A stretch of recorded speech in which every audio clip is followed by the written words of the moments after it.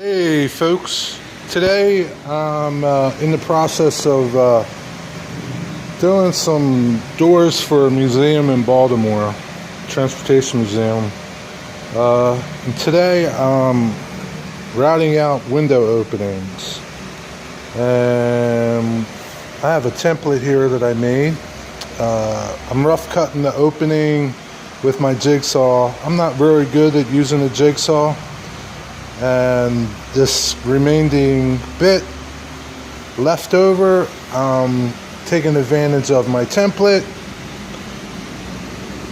Nice holes, nice clean cut, it's all uniform, and I'm using this big honking bit. It's probably about 1 3/4 inch cutter, big bit.